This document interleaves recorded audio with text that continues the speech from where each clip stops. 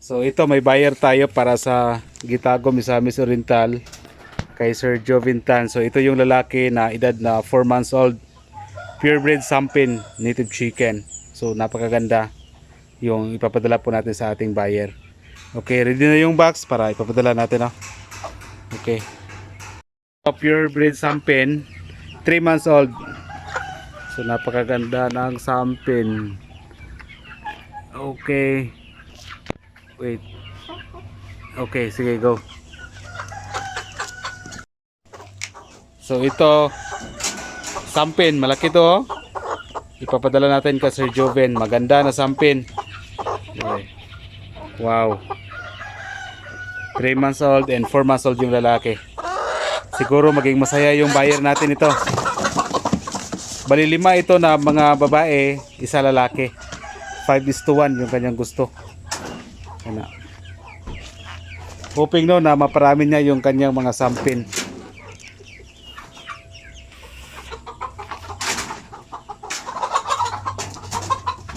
Kapila na eh.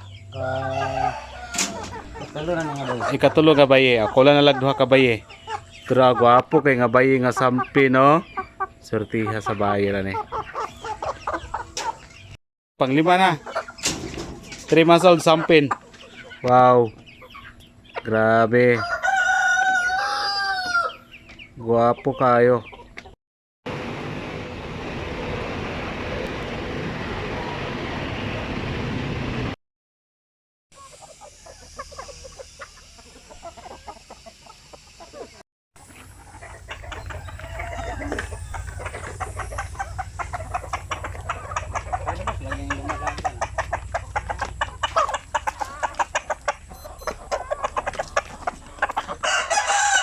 So, yan nga po ay nakabalik na po tayo dito sa ating manuka, no? Same pa rin, pagbalik natin dito, magpakain tayo sa kanila.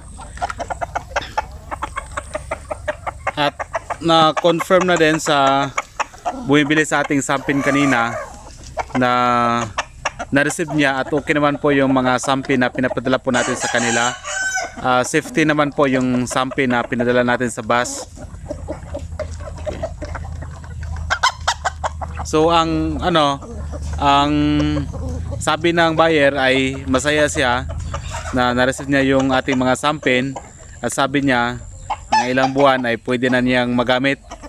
So ako rin na side ay masaya rin tayo na sa sinasabi niya na bumili siya sa atin ng manok tapos darating yung mga buwan siya naman din po yung magbenta ng mga sisiw kasi ang Sampin ay in demand po yung ating mga Sampin native chicken.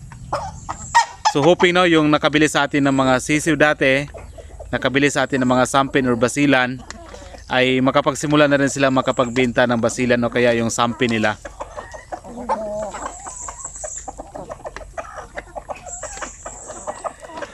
Magsimula silang magbenta at kaya kumita kung maganda lang yung pagmanage sa kanilang manukan, hoping na kumikita rin sila sa kanilang mga manok.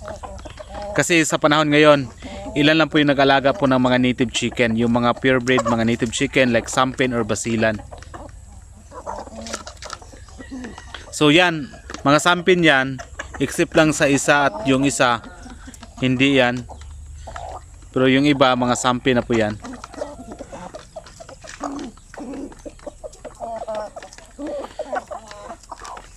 So yung nabenta natin ngayon na Sampin, ano yon, mga 3 months old Sampin babae, yung lalaki 4 months old. Okay, so parang masaya na rin tayo na naging masaya na rin po yung ating buyer na nakabili siya sa atin ng Sampin. So maganda yon na mga Sampin yung pinapadala po natin sa kanya. So yung iba nating basilan nilagay natin dito sa kanilang mga breeding pen, no? Kasi doon sa rinse area natin, hindi pwede kasing ihalo yung mga roosters kasi mag-away-away sila. So dito na lang sila. Okay, yun yung ating mga basilan. So sa mga estudyante na nagkaroon po ng mga thesis project, lalo na po sa mga native chicken, lalo na po sa mga basilan, ito na po yung hitsura ng ating mga basilan native chicken.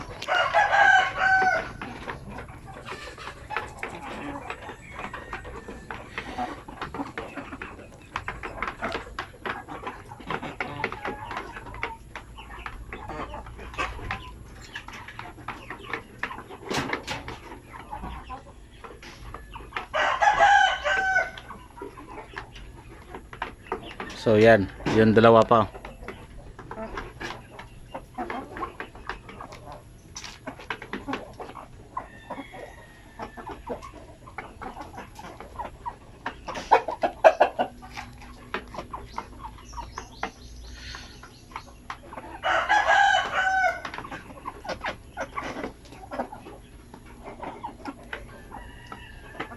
So sa iba rin sa ating mga social media, sa page, sa YouTube, ay talagang pasensya kung hindi natin lahat-lahat ay marireplyan.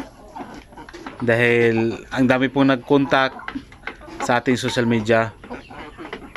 So hindi lahat kaya natin. Kasi hindi naman AI yung ginagamit natin.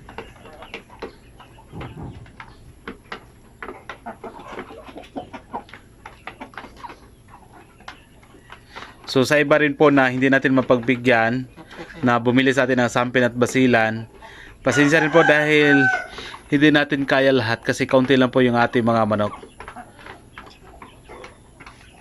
But halos kung meron naman akong available, talagang pinagbigyan naman natin. Tsaka nag-separate din po tayo ng mga gawin natin na zone pang breeders para maparami pa natin yung ating basilan at saka yung sampin.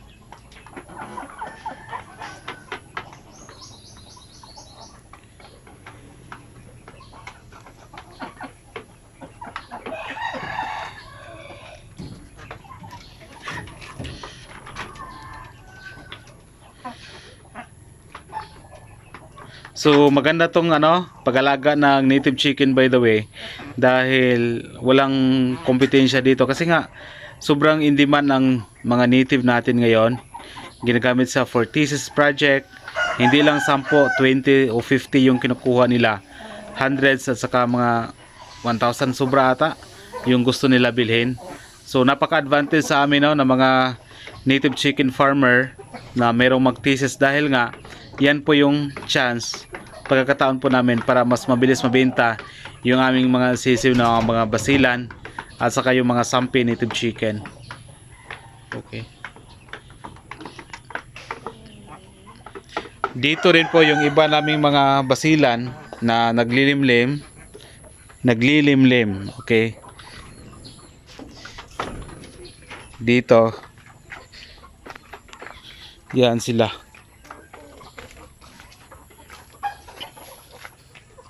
Yun ang problema natin dito sa mga native chicken natin. Dahil kailangan pa silang paliguan. Ganyan. Yan. Isipin mo, 5 sila. Naglilimlim liyan lahat. So nilagay natin dito para masanay sila na hindi sila maglimlim. Pero kahit ganon, itong mga klase ng mga manok na ito, kahit anong tawag dyan, kahit walang itlog yung yung paitlogan nila, naglilimlim pa rin. Kaya pinukuha namin, pinaliguan at pinupurga. Yan, 5 sila. Meron pang sampin doon na naglilimlim. Okay. So ganun po yung native. Iwan ko lang sa mga heritage na manok, no. Napakadali lang siguro mag-alaga niyan kasi nga hindi na sila maglimlim, hindi mo na sila kailangan paliguan, purgahin or ano man. Okay. Nandito rin po yung ating mga black Australorp na piniprepare natin kasi mayroong nag-order sa atin ng crossbreed ng basilan at heritage na roosters, si Sir Binatla. So ito yung ating dalawa na black Australorp. Soon ay pwede natin magagamit yan, i-cross natin sa ating basilan. Pero tapusin ko muna yung project ng thesis project para sa mga estudyante. Kasi nakapagsabi na tayo na oo, so mahirap yun na hindi natin sila mapagbigyan. Okay. But for me, yung ating mga manok dito ay meron na po tayong mga stable na market. May market talaga yung ating mga native chicken. So yun yung maganda. Yan. Iwan ko lang kung ano yung resulta ng basilan. I-cross natin dito ng mga roosters na ito na black Australorp. Siguro ang resulta talaga niyan, mga manok Pinoy yan. Okay. Yung basila naman, pinapahinga natin yan. Yan para gamitin doon sa yan yung nakita nyo kanina dyan, yung mga naglilimlim na mga basilan rin. Okay. Tapos kung gusto nyo makita sa iba na hindi pa nakakita no, sa ating incubator, sa ating chiller, pwede namin ipakita sa inyo. So yan po ang ating basilan. Habang hindi pa pwedeng mag-breed doon sa mga basilan natin na iba, pinaano ko muna, pinapahinga ko muna yan. Okay. Dito banda, yan ang aming manukan. Yan o, may mga Madrid de Agua tayo. Tagulan ngayon kaya maganda yung mga dahon nila. Okay. So dito ang aming mga manok.